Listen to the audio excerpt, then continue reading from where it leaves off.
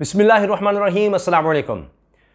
बाज़ार मंडी तो सजा ली गई, ज़मीनों के सौदे तो किए गए, लेकिन अब मसला ये है कि इनको छुपाना भी है, इनको रखना भी है, इनको महफूज भी बनाना है, इनके नाज नखरे भी उठाने हैं, इनको हर तरह की सहूलत भी फराम करनी है। अब ख्वाजा आसिफ साहब ने जितने भी ये लोग इकट्ठे किए, जितने लोटे, जितने ज़मीर फरोश, सब लोग आइन की खुली खिलाफ वर्जी सबके सामने, जिसके बारे में इमरान खान साहब ने कहा कि जी इतना तो होता कि इस चीज़ का नोटिस लिया जाता, देखा जाता कि किस तरह से सबके सामने मंडी लगी हुई है।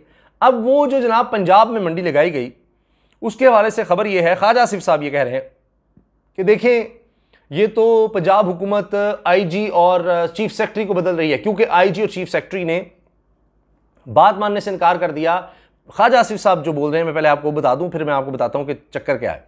ख्वाजा आसिफ साहब ये कह रहे हैं कि जी पंजाब हुकूमत ने कहा जी विफाक से कि जी इनको बदलो, हमें कोई और बंदे चाहिए, कोई और आईजी दो, कोई और चीफ सेक्रेटरी दो, क्योंकि इन दोनों ने जो लोग हमने यानी मुनहरिफ, जिनको वो कह रहे हैं मुनहरिफ अराकीन, यानी जो तहरीक इंसाफ से हमने तोड़े हैं आइन की खुली खिलाफ वर्जी करते हुए, हमने उनको होटलों में ठहराया, हमने उनको बसों में बंद किया, लेकर गए और फ्लैटिस का हमने वज़ीर आला बना दिया हमजा शहबाज को, और सबने देखा।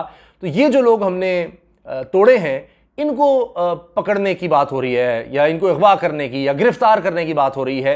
तो चूंकि चीफ सेक्रेटरी और आईजी ने इनकार कर दिया है कि जी तो चंद दिन की मेहमान है, हम इन लोगों को क्यों गिरफ्तार करें या पकड़ें, तो इसलिए जनाब तब्दीली का कहा जा रहा है। अब एक तो एक खौफ है कि इमरान खान साहब अब भी कुछ कर सकते हैं, जिस दिन तक, यानी वो है ना कि इमरान खान साहब का ये जुमला कि आखिरी गेंद तक लड़ूंगा, आखिरी गेंद तक हार नहीं मानूंगा, वो इनके असाब पर सवार हो गया। पता नहीं ये क्या कर देगा, पता नहीं क्या कर देगा, कुछ भी हो सकता है, जाते जाते पता नहीं गिरफ्तार ना कर ले, ये ना कर ले, वो ना कर ले।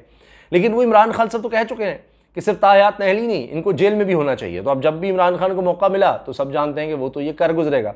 तो इसलिए जनाब अब होटलों में रखा जा रहा है। आप सोचें कि पता नहीं 149 कमरे, आप कितने कमरे जनाब बुक किए गए, 55 लाख रुपया जनाब ऐसे ही लग गया। और वही वो लोग जो है उन्होंने बुकिंग कराई है, ख़र्चा दिया, जिन्होंने ये सारे शरीफ ख़ानदान की ज़मानतें और उनके लिए ख़र्चा दिया, तो ये तो अपनी ज़मानतों का भी ख़र्चा खुद से नहीं देते। खैर, तो अब आप अंदाज़ा लगाइए कि उनको महफूज बनाना है। और मैं डॉन की ख़बर का आपको हवाला दे देता हूँ कि 3 चीज़ें बड़ी अहम हैं इसके लिए। एक तो ये कि जनाब करोड़ों रुपया पहले दिया गया है एडवांस टूटने पर। दूसरी चीज़ ये है कि टिकट। तीसरी चीज़ ये है कि आपने जब इलेक्शन लड़ना है तो फंडिंग भी आपको दी जाएगी।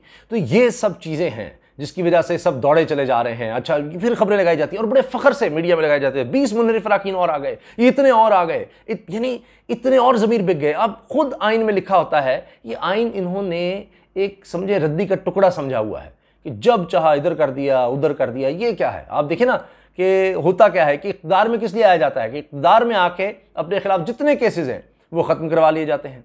इक़्तिदार इसीलिए कि जनाब ताकत के लिए, पैसे के लिए, और उसके बाद सारे मामलात अपने सीधे कर लिए जाते हैं। लेकिन अब वो दौर लगता है नहीं रहा।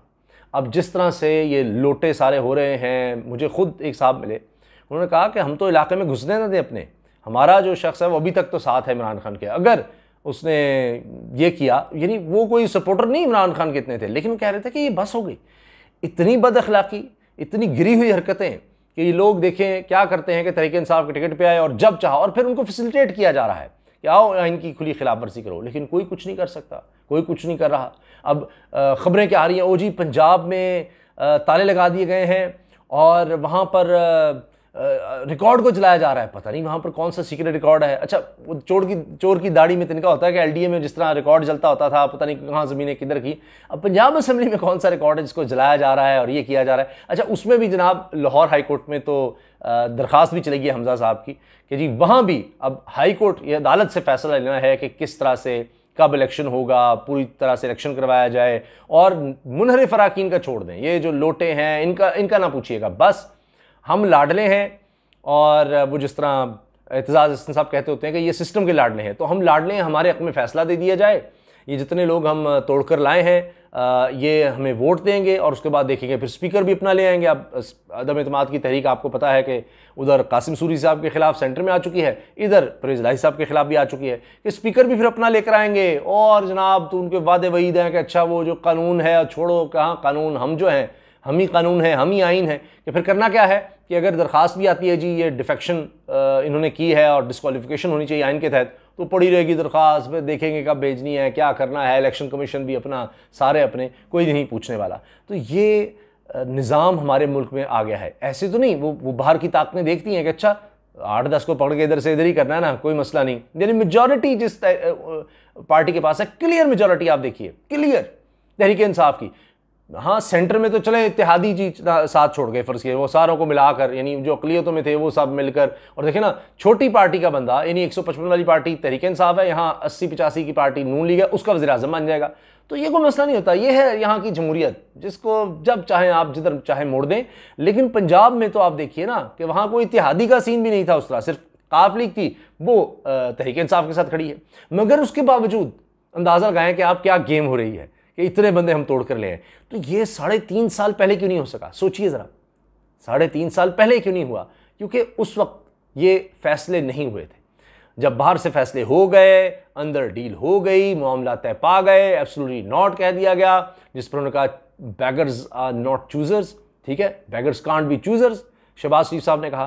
तो जब ये बता दिया गया कि हम बैगर्स हैं, हम भिखारी हैं, और जिस तरह आप कहेंगे उस तरह चला जाएगा, तो फिर सारा कुछ आपके सामने आ जाता है और ये सब चीज़ें अनफोल्ड होना शुरू हो जाती हैं। लेकिन आप देखिएगा कि जिस तरह इमरान खान साहब ने अब ये कॉल दी है और इतवार से वो मैदान में निकल रहे हैं, अब ये मुझे नहीं लगता कि सिलसिला रुकेगा। और जिस तरह इमरान खान साहब ये कह चुके हैं कि जी पहले स्टार्ट ही उन्होंने ये सारा, क्योंकि वो आ गए इलेक्शन मोड में, ये अभी तो ये जितनी अपोजिशन जमातें हैं ये मिलकर हुकूमत की तरफ आएंगी, बंदर बांट होगी, फलां को वो दो उसको दो, जब तक ये सेटल होने की कोशिश करेंगे। फिर उन्होंने ज़ाहिर है सबसे पहले खुद शाहिद खान अब्बासी साहब ने कह दिया कि नैब को हमने पहला काम ये करना है, नैब को ख़त्म करना है। तो उसके बाद तवज्जो होगी कि नैब तो ख़त्म हो गया, अब कहाँ से पैसे बनाने हैं, किस तरह से करना है, उधर तवज्जो होगी। फिर अच्छा कि वो लोग हमें गालियाँ ना दें, इकॉनमी को थोड़ा सा हम करने की कोशिश करें, जिनके कहने पर आ रहे हैं उनसे कहा जाएगा कि कुछ हम अब वो जो वादा किया गया है कि सब माफ़ कर दिया जाएगा, तो वो माफ़ी भी कुछ करें ताकि हम कोई कारकर्दगी भी दिखाएं। तो ये सारा काम करने पर तवज्जो होगी। और इमरान खान साहब जनाब इलेक्शन के चक्कर में लोगों के पास जा रहे होंगे और सबसे पहले इन लोटों के हलकों में जाकर वहाँ पर जलसे जुलूस करेंगे, तो आप अंदाज़ा लगाइए कि क्या सूरत हाल होगी। तो लिहाजा ये जो खौफ है ना, एक तरफ गिरफ्तारियों का खौफ है, एक तरफ अपने हलकों में जाने का खौफ है, अभी तक नहीं निकले, अभी तक इनको प्रोटेक्शन दी जा रही है। बिल्कुल वही कि सिंध हाउस में थे, उसके बाद निकले तो किसी होटल में चले गए, वहाँ से भागे, कभी कहीं भाग रहे हैं। ये ज़िंदगी है, आप देखिए। और जनाब फिर खुशियाँ मना रहे हैं कि हाँ, जिसके नाम की हमने टिकट ली थी, जिसके नाम पर हमने वोट लिए थे और उसके खिलाफ फैसला आ गया जी, बड़ी बात है जी। देखिए ये है ज़मीर, ये है यहाँ की सियासत।